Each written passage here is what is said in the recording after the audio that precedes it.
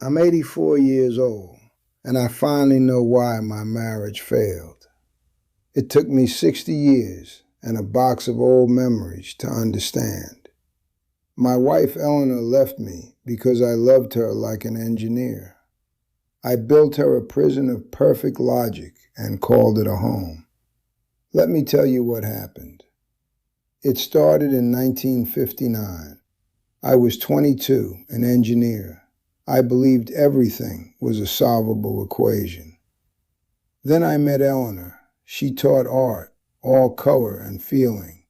I thought we fit together, like two puzzle pieces. I was sure I could build a perfect life, like I built bridges, with strong, logical supports. Our wedding day was small. I held her hands and promised forever. I meant it. We bought a little house with a green door. I drew plans for an addition, for a nursery. I had a 5-year plan, a 10-year plan. Eleanor would paint in the sunroom I'd designed. Love, I thought, was just another stable structure. But structures have hidden flaws. The first crack wasn't a fight. It was silence. I'd come home, my mind full of calculations. She'd ask about my day. I'd give her the summary, the solution, never the process. She'd show me a painting. Look how the light catches the glass, she'd say. I'd nod. Lovely, I'd say. But I was already thinking about tomorrow's project. I didn't see the quiet in her eyes. I was solving problems, not tending to a person. We had 2 children, David and Lena. They were my proudest achievements. I provided, I disciplined, I taught them to be logical. Eleanor was the softness, the bedtime stories, the comfort. I thought we were a good team. Then one night, I overheard Lena. She was maybe 7. She told Eleanor, "Daddy feels like a nice teacher." Not a father, a teacher. It stung. But I told myself I was giving them the tools for success. I built that addition. I built a treehouse. I bought a bigger car. Every promotion was a brick I laid for our family, an offering. I'd say, "Look what I did for us." She'd smile, but it never reached her eyes. I was frustrated. I was giving her everything on my list. Why wasn't it on hers? After 23 years, she moved into the guest room. She said she wasn't sleeping well. I bought her a new mattress. She thanked me. We became polite roommates. I found a small box in her closet then, tied with a faded ribbon. She said it was just old mementos. I didn't press. I respected her privacy. Another mistake. She asked for a divorce on a Tuesday. She was calm. She said, "I can't live in a blueprint anymore. I need to live in a home." I was bewildered. I listed all I'd built, all I'd provided. She just nodded. "You never built a we," she said. I signed the papers. She took the box when she left. Eleanor died last month. Our daughter Lena brought me the box. "Mom said you should have this." It sat on my table for weeks. I was afraid of it. What new pain could it hold? But a stubborn need to understand took hold. This morning I untied the ribbon. It didn't hold angry letters. It held me, the me she hoped for. A dried flower from our first dance. A napkin where I'd sketched a silly diagram to make her laugh. A pebble from our honeymoon. Every movie ticket stub. She saved every fragile moment I had stepped out of my own head. Every time I was just with her. Proof of a man I rarely let myself be. I finally saw it. The marriage didn't fail because we were different. It failed because I was arrogant. I thought love was a project to complete, not a garden to tend daily. She wanted me to see the light on the glass, to share the quiet moments. She wanted my presence, not my provisions. I gave her a perfect, empty museum. She wanted a lived-in, messy home. I loved her with all my logic, and it starved her heart. So here I am, an old man with a box of whispers. The failure was in my design. To anyone listening, if you are holding a blueprint, put it down. Look at the person beside you. Really look. Love isn't building something for them. It's building something with them, moment by fragile moment. Don't wait 60 years to open the box. Be present enough now to put something in it. That is my final calculation. That is my final calculation. But you see, that's the end of the story. I jumped ahead. I need to go back to explain how the silence got so loud. After she moved into the guest room, things were polite. We passed each other in the hall. How was work, she'd ask. Fine. The bridge project is on schedule, I'd say. That was it. I thought it was a phase, a problem to solve. So I tried harder. I built the patio she'd mentioned years before. I came home one Friday proud. Eleanor, come see, I said. She stood on the new stones. She looked at them, then at me. It's very level, she said, and she walked back inside. Level. That was all she saw. My perfect level patio. I was so confused. I'd fixed it, hadn't I? The box showed up around then. I found it in her closet when I was looking for a suitcase. A simple cardboard box, tied with a pale blue ribbon. What's this? I asked. She took it from my hands, gentle but firm. Just some old things, she said. Nothing important. I nodded. Okay, I said, and I let it go. I thought I was being respectful. Now I know I was being scared. I was afraid of what was in there, afraid it was a list of all my mistakes. So I didn't press. I walked away. That was the last real moment I had to ask, to really ask. The divorce talk happened on a Tuesday, like I said, but the words she used, they stuck in my head for years. I can't live in a blueprint anymore. I remember sitting at this very kitchen table, the papers between us. I felt like my brain had broken. A blueprint was a good thing. It was a plan for something strong and lasting. I don't understand, I said. Is it another man? She almost smiled then, a sad little twist of her mouth. No, Arthur, it's the absence of one. That hurt more than if she'd said yes. She said, you built a life for me, not with me. I'm lonely in the middle of it. I signed the papers because her words were a math problem I couldn't solve. The logic was sound, and it condemned me. She took the box. For decades, I'd sometimes wonder what was in it. I imagined angry diaries, pictures of a secret life. I never imagined the truth. After she left, I lived a very quiet life. I retired. I saw the kids on holidays. I kept everything clean and in order. It was a competent life, and it was so lonely. I'd sit here and think. I provided.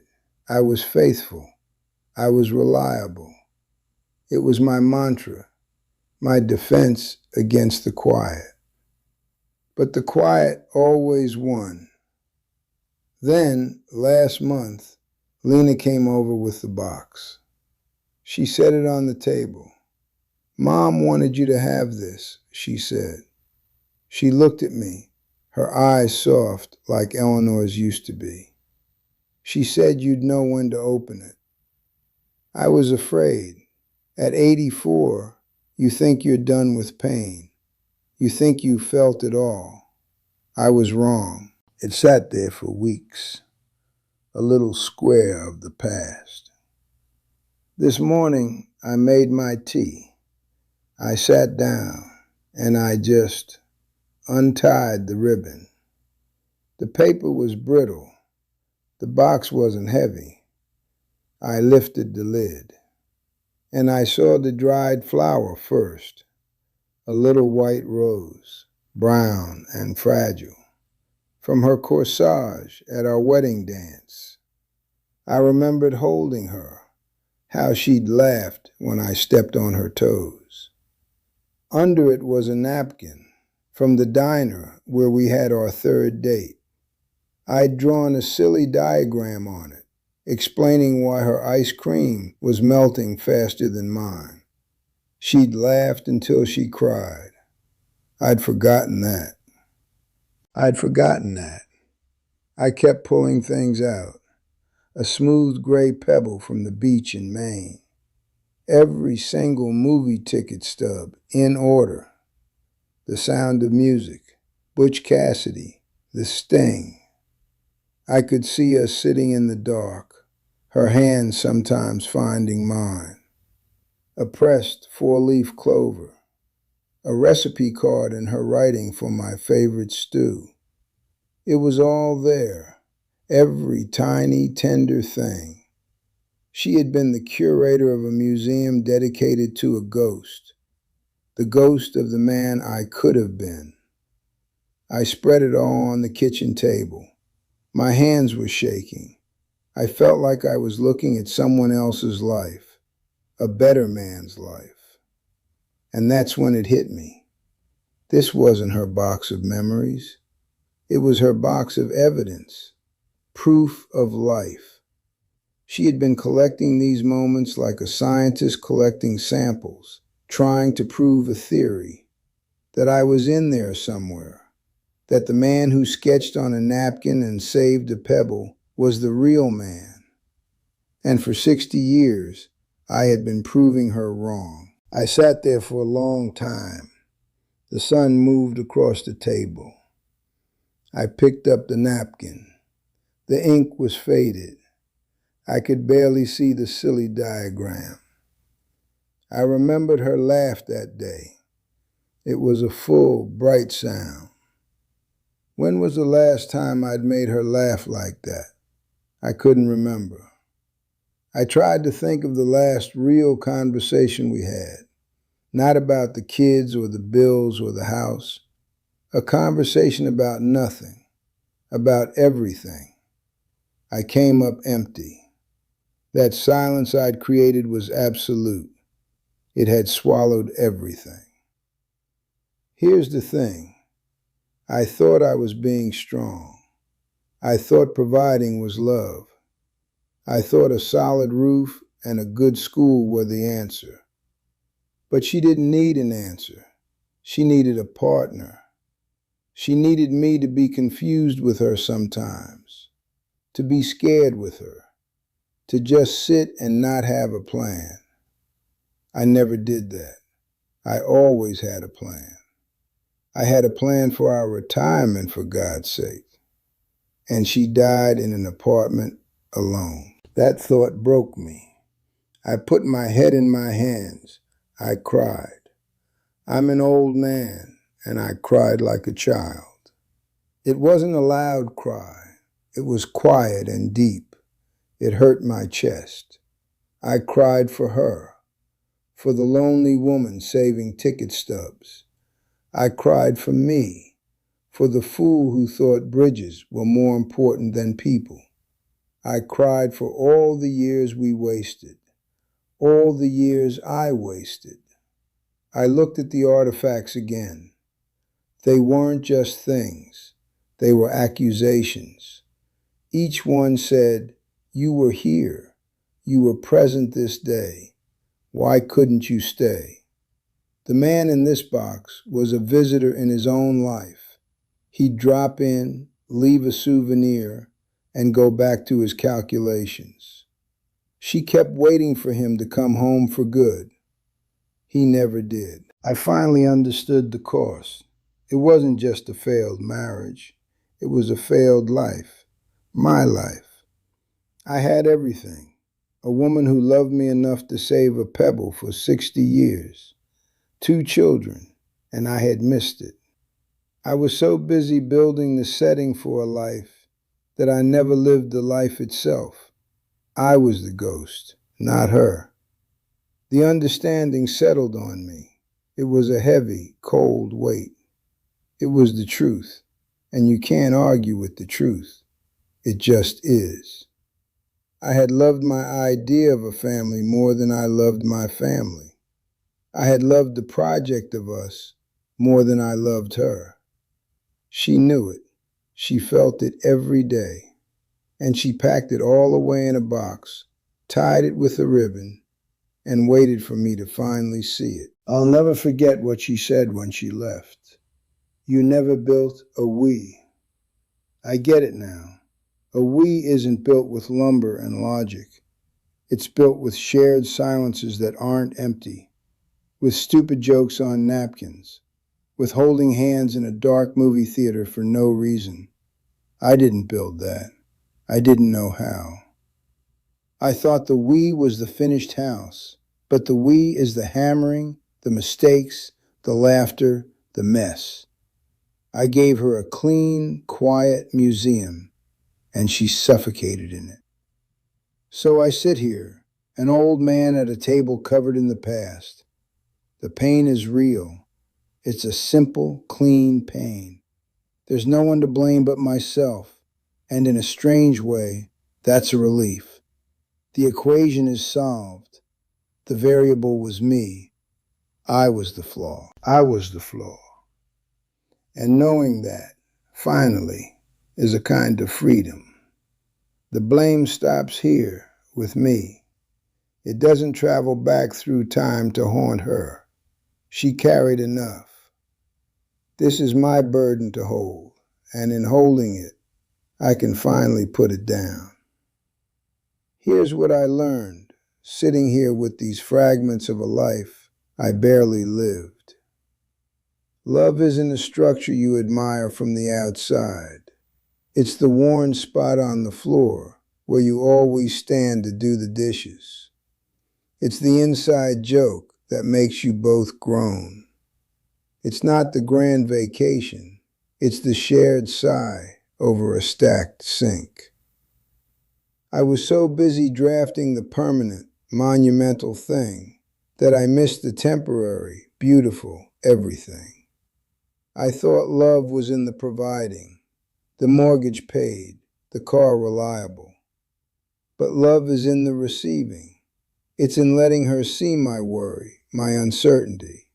It's in saying, I don't know how to fix this, instead of presenting a sterile solution.